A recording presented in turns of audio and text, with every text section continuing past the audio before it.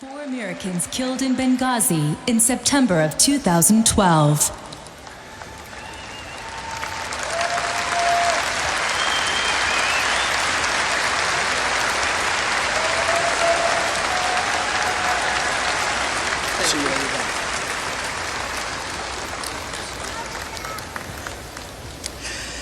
My name is Patricia Smith. My son, Sean, was one of 4 brave Americans killed during the 2012 terrorist attack at Benghazi. Sean was a wonderful son and father to my 2 amazing grandchildren, Samantha and Nathan, now 10 and 11. He was proud to serve his country with the United States Foreign Service. The last time I talked to Sean, the night before the terrorist attack, he told me, "Mom, I am going to die." All security had been pulled from the embassy, he explained, and when he asked why, he never received a response. Nobody listened, nobody seemed to care. The very next day, he was murdered by radical Islamic terrorists. To this day, I don't even know why a computer guy like Sean was sent to Benghazi. That night, we lost sons, brothers, fathers, and husbands. We lost 4 brave Americans who made the ultimate sacrifice for the country they chose to serve, and the American people lost the truth.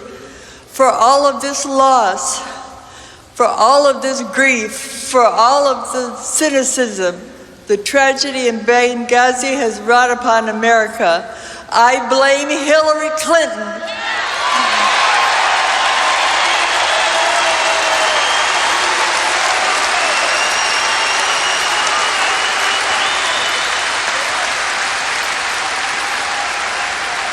I blame Hillary Clinton personally for the death of my son. That's personally. In an email to her daughter shortly after the attack, Hillary Clinton blamed it on terrorism. But when I saw Hillary Clinton, she sure is. She sure is. She lied to me and then called me a liar.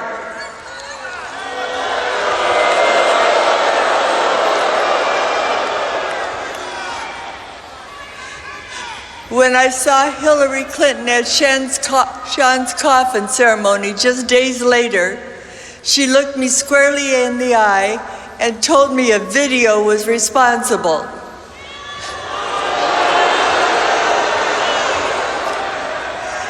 Since then, I have repeatedly asked Hillary Clinton to explain to me the real reason why my son is dead.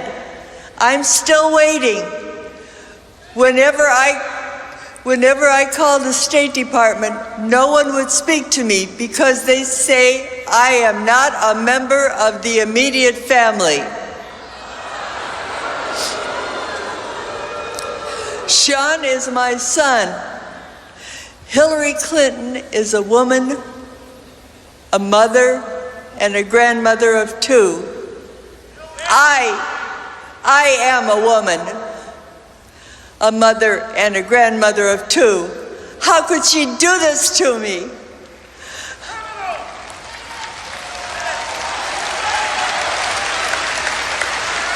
How could she do this to any American family?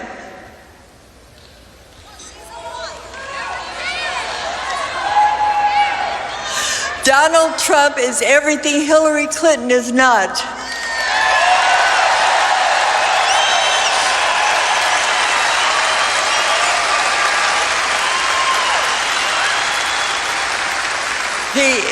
He is blunt, direct, and strong. He speaks his mind and his heart. And when it comes to the threat posed by radical Islamic terrorism, he will not hesitate to kill the terrorists who threaten American lives.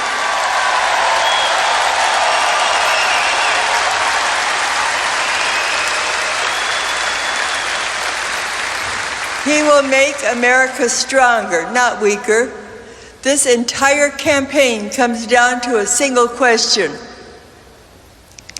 If Hillary Clinton can't give us the truth, why should we give her the presidency?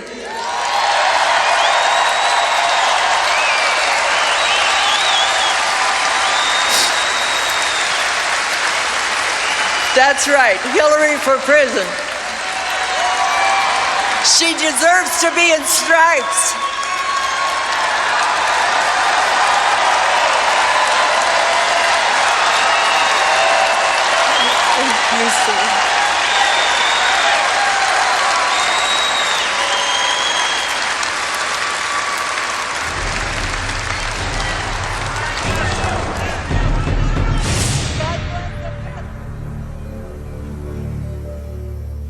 My name is Bill Cowan. We don't come to you as Republicans or Democrats or with any party affiliation. We come to you instead as Americans who care about our country and about our comrades in arms. We don't deal with failed leadership, false promises, and Washington double talk when American lives are at stake. But those are the exact problems that the Select Committee on Benghazi uncovered. I mean, Libya was a different kind of calculation, and we didn't lose a single person. We didn't lose a single person. We didn't lose a single person. Single person. Single person. Single person. We honor the memories of Ambassador Chris Stevens, Sean Smith, Glenn Darty, and Tyrone Woods. Their families have dealt with the reality of their deaths because of their service to America. And this is the simple story of those men's reality on the ground in Benghazi. Our intelligence agencies knew that some of the rebels we supported were terrorists. Some were members of the Libyan Islamic Fighting Group. All of them were al-Qaeda groups on the State Department terrorist list. One of the terrorist commanders was even a former inmate at Guantanamo Bay. The day before the Benghazi terrorist attacks, President Obama conferred with his cabinet to see what might be needed for the anniversary of 9/11. Hillary Clinton and Leon Panetta were present. Not a single change was made that might have helped those in the high-risk area of Benghazi. It was sudden, violent, and brutal. It was a terrorist attack. No one could have possibly known how long it would last. Glenn Darty was in Tripoli. His comrades were under attack. He answered their calls for help and went to the sound of the guns.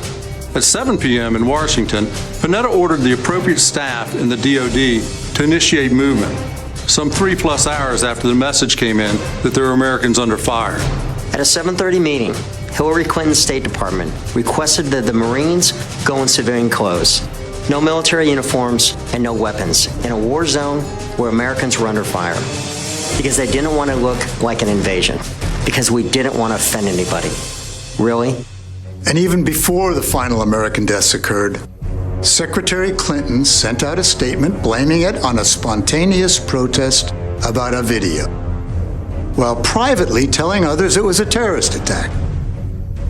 Most folks don't take mortars to a protest. In the end, not one U.S. military aircraft, not one soldier outside of Libya was sent to Benghazi, where a battle dragged on for hours.